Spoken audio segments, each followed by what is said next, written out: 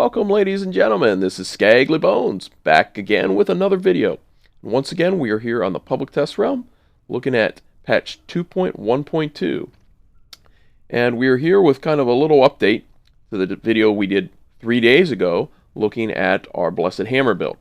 So, I was playing a few minutes ago, playing through some bounties, and had a interesting drop.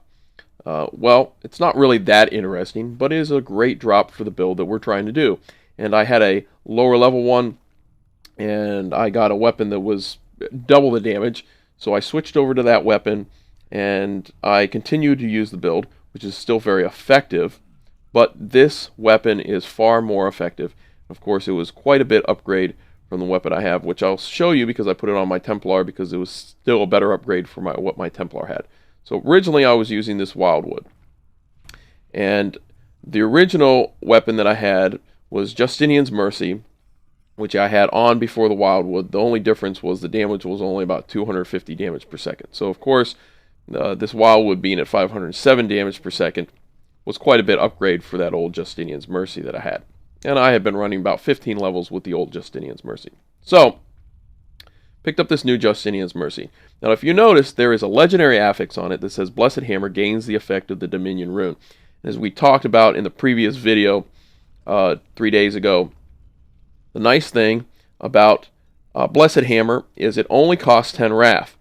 And if you use your auto run and your auto standstill buttons together, you will continually run, but it will allow you to cast both your primary Wrath Generator and your Wrath Spender almost simultaneously while continuing to be able to run without actually having to click on enemies, which can be kind of hard. And we call that stutter stepping. And that is something that Demon Hunters use quite effectively. But for the most part, most, shall we say, tank and spank builds don't really use that. So this is more built towards a range build for our Crusader, but it works quite effectively because we are in hardcore mode and we want to move as quickly as possible. It also allows us to kind of use some ranged abilities as well as getting in close when we need to. So we'll kind of go back over the build just briefly. We're not going to elaborate on anything, and then I'll show you in a Rift how the build works, once again, with the new upgrades. So, as we can see here, our primary is Justice. We are using Brack rune, which allows the hammer to split one thrown or hits an enemy. We are then using our Blessed Hammer. So, the rune we have gained is Dominion, which allows the hammer to orb us as we move, and we'll see that later. We are choosing Thunderstruck, which does allow arcing between you and the hammer from time to time, about once every second or so. There is going to be arcing. It says 60% chance. It's going to actually arc with around you all the time, and it deals 60% weapon damage as lightning. But because the hammers move so slowly, that damage will actually dot on your enemies as it orbits around them. So it does pretty good as far as it actually does more than just the plain 60% damage. So our other damage dealers, which we have Condemn and Heaven's Fury, are both cooldown damage dealers, and because the cooldowns are quite low, I like to use them. I'm not going to move as fast as if I had Steed or some of the other ones, but for the build, this build, it works quite well. Now you can choose some of the other actions or other abilities, but I found that these work quite well for my gameplay style. So I'm using Condemn with Unleash because it allows it to instantly be used, and it causes quite a bit of damage instantaneously. So that's what I like. And then we're using Akarat's Champion, which kind of gives us a bit of ability to kill your final Rift bosses quite quickly, and that's really what we want. Laws of Valor adds a constant effect, which is what we want as well, because it adds us extra damage, which we're looking for, and we activate it with the rune we're using. It gives us a critical hit damage of 100%. So that brings us up from like the 80 we have to 180%, which actually gives us quite a bit more damage when we activate it. our secondary damage dealer, as far as a time damage dealer or cooldown damage dealer, is Heaven's Fury. And I like Heaven's Fury because it lasts for either 6 or 5 seconds, depending on which one you use, and it does quite a massive ton of damage to enemies. And in this case, we're using Blessed Ground, which is the first rune you gain, and it is possibly the highest damage dealing rune available for Heaven's Fury. Now, some people say Ascendancy has quite a bit, or Split Fury, because it's actually splitting up into 3 separate smaller beams. But Blessed Ground, as it tracks, it will create a path that does 1500 weapon damage over 5 seconds, along with the beam itself that does 1700 weapon damage. So it does double the damage, and it does quite efficiently. So I really like Blessed Ground, especially on bosses, because it just dots and dots and dots, and it procs like crazy. So it's an awesome damage dealer. So we're going to use that. And of course, we have not changed our passives. We still are using Fervor because we're using single-handed weapon.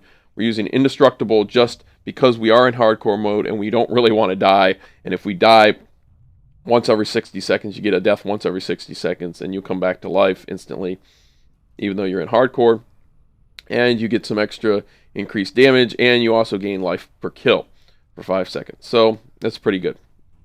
Our Holy Cause is another one which gives us extra damage, and that's what we're looking for as we're in our leveling process. Once we're done leveling, we're at level 70, then we'll change stuff around as our gear gets better. So at this point, we are going to go into a rift.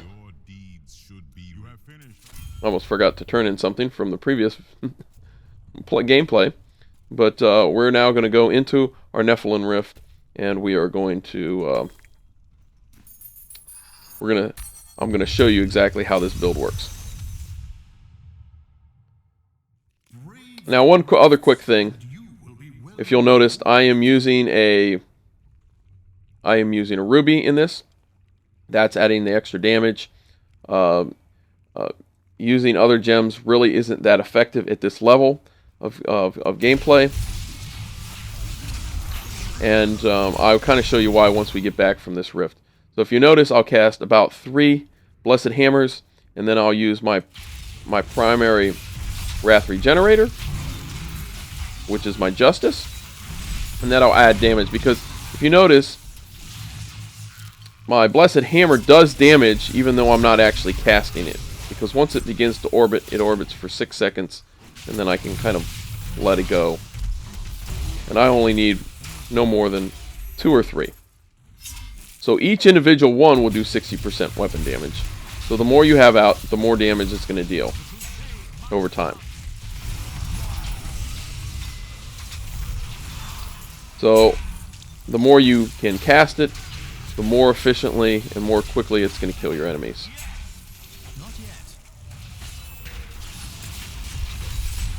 Of course, I will kill I will cast Akarat's Champion every time we get an elite mob that comes up from time to time. Depends how difficult the elite mob is, or depends what kind of skills that they are running. If it's frozen, I definitely will cast Akarat's Champion, because the last thing I want to do is get stunned in a spot for any more than a second or so. So the last thing I want is to be stunned or stuck in place.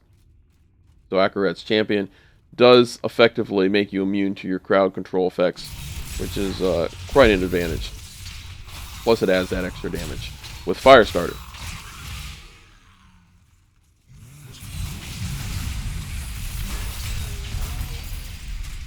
Now, one other thing I want to talk about, people talk about, well, what gems do we want to use when you have a slot?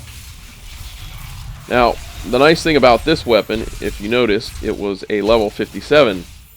Now, at level 61, we're going to start to get marquee gems.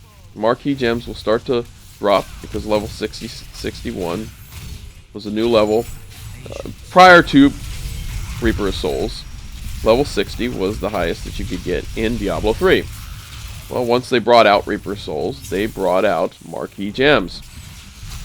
And marquee gems are quite a bit more powerful, especially when it comes to rubies.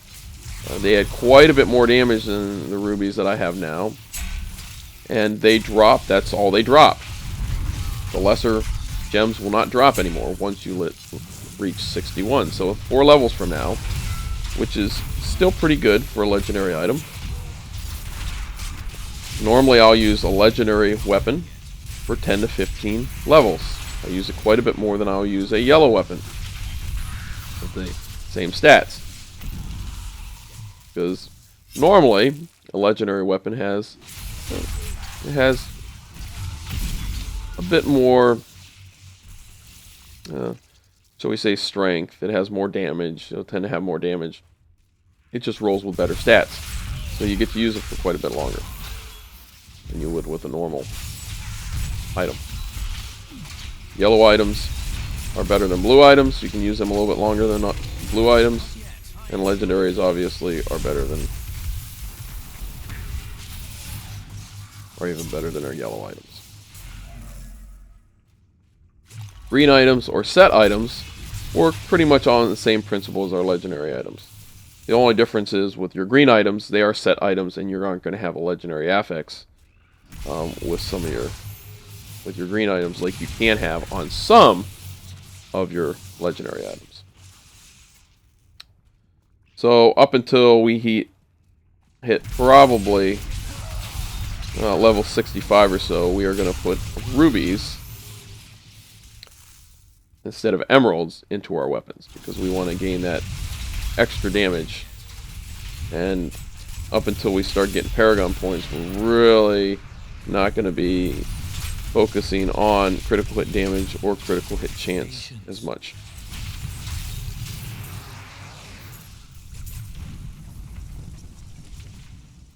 Kind of the magic numbers for critical hit chance and critical hit damage, and they are based on what kind of damage per second that you're doing. But for the most part, your critical hit damage needs to be at over 100% critical hit damage. Your critical hit chance need to be 20% or greater, or to really work together effectively.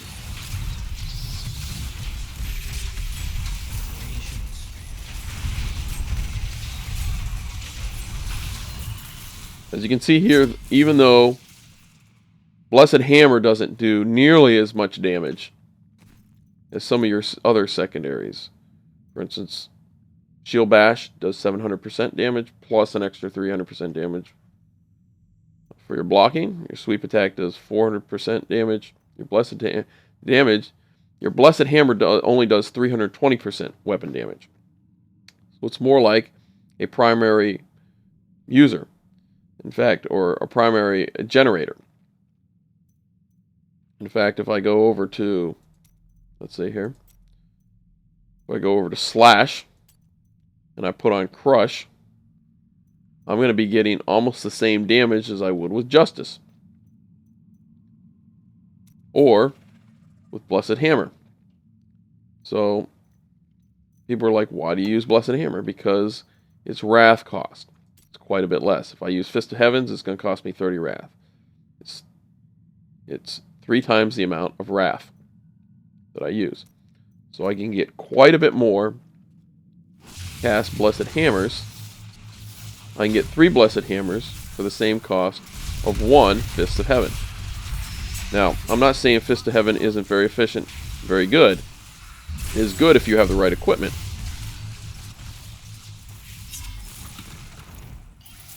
But there's been a few people that I follow as well on YouTube that have used the Blessed Hammer builds, and they will play very, very, very high greater rifts with little or no problems, just because even though you're not moving at the fastest speeds, you're moving at a fairly constant pace all the time throughout the rifts, which does allow for quite quick rift clears, especially when it comes to greater rifts. And greater rifts is all about timing. Now, if you were to get stuck, if you're in non-hardcore mode, and you were to die, and you get stuck at the front of the rift again, well, then this build really wouldn't help you that much. because you don't have massive speed in it like you would with some other builds. But it does provide for some very consistent damage dealing. Consistent damage dealing can be quite efficient when used properly. So as you can see, as I go through this rift, we're doing quite consistent damage to our enemies. There is no damage spikes like some builds have. And we're not having any problems with our life or health lowering. Or, depending on where we're standing, some builds are very dependent on where you're at in conjunction to all your enemies. As you notice, we've been able to stand far away from our enemies, and of course we've been able to stand pretty close to our enemies as well, and consistently do the same amount of damage. Now, another thing you'll notice as I cast Blessed Hammer is when it first starts out, it is closer to you. So this isn't a complete super range build here. This isn't relying on you to be very far away from your enemies. It is meant for a little bit of close combat. Yet it does keep your enemies far enough away that they don't do all the major damage to you that some enemies will start to do later on in the game.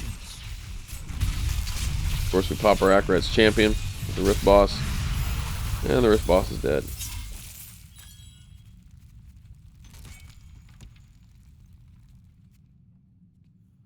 Well, folks, I'll tell you what, that's it for us today. I hope you really enjoyed this video. If you enjoyed the video, like it, give it a thumbs up. If you have any comments, make sure you put the comments in the comment section below. Make sure you subscribe. Remember, as always, folks, happy gaming out there. This is Skaggly Bones, and I'm out.